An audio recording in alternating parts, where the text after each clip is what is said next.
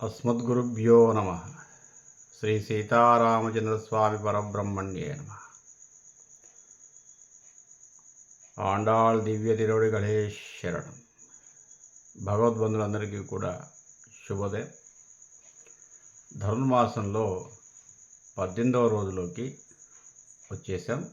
ఈ రోజున 18వ పాశురాన్ని అనుసంధానం చేసుకుందాం. ముందుగా తనయ విన్నపం. నీలాతుంగస్తనగిరితటీ సుప్తముద్బోధ్య కృష్ణం పారార్ధ్యం సంసృతిశతశిరసిద్ధమధ్యాపయంతి స్వోచ్ఛిష్టాయాం సజినిగళితం యా బలాత్కృత్య భుంక్తే గోదా తస్యై నమ ఇదమిదం భూయయే వాస్తు భూయః.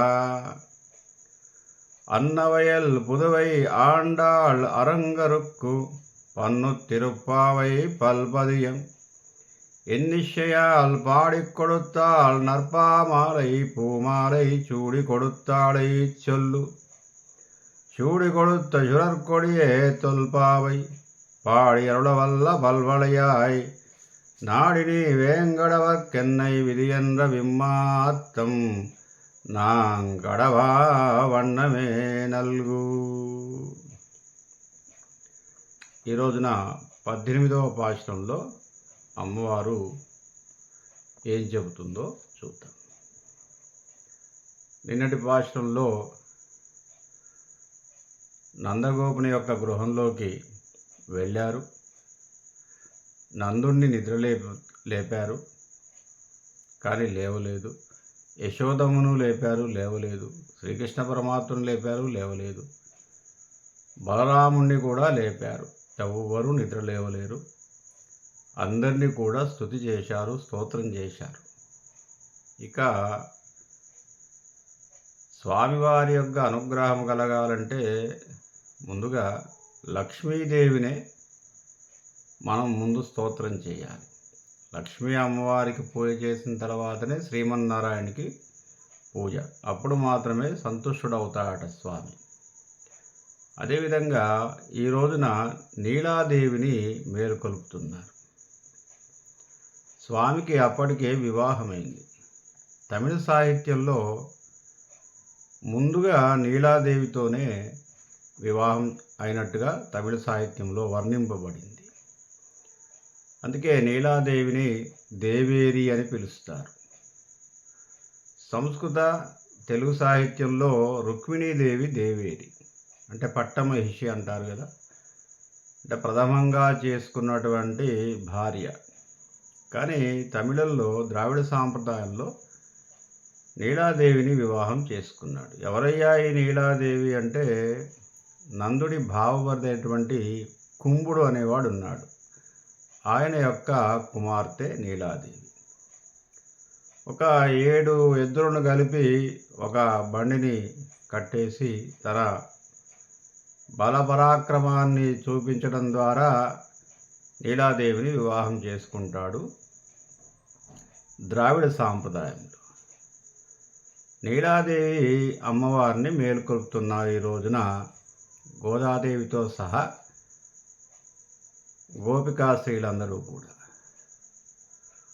ಒಂದು ಮದಗಳಿತ್ತ ನೋಡಾದ ತೊಲ್ವಳಿಯನ್ నందగోపాలన్ మరుమగళే నప్పిన్నాయ్ కందం కమజం కుజలి కడైத்திரவாய் வந்து எங்கும் கோஜி எஜைத்தனகான் மாதவி பந்தல் மேல் பல்கால் குயிலினிங்கல் கோவினகால் பந்தார் விரலி உண்மை துணன் பேர்பாட செந்தாமரை கையால் சீரார் வளையொளிப்பா வந்து திரவாய் மகிழ்ந்தே லோரும்பாவாய்.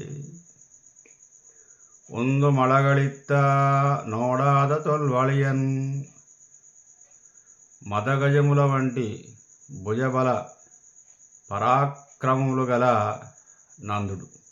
నందుని వర్ణిస్తున్నారు. ముందుగా మదగజములు గల మహారాజు, మత్తెక్కినటువంటి గజము ఎంత బలవంతంగా ఉంటుందో అంత బలవంతుడైనటువంటి నందమహారాజు.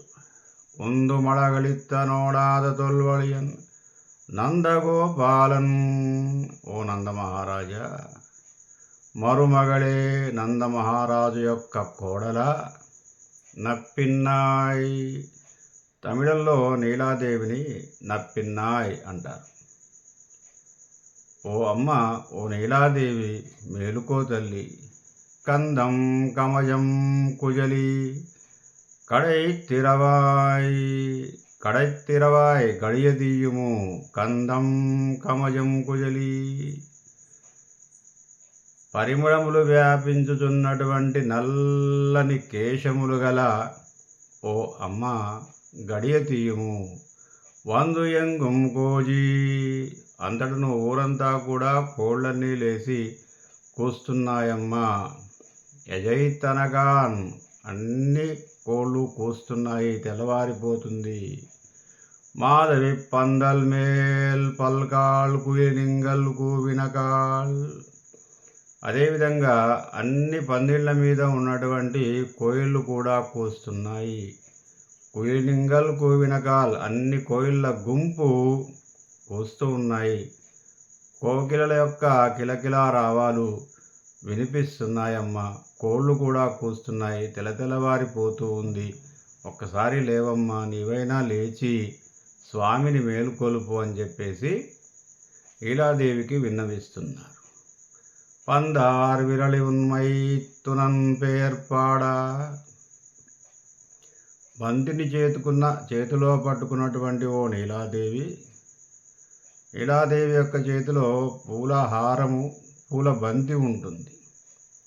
అంత సుకుమారమైనటువంటి వేళ్ళు గలదానా, చేతులు గలదానా.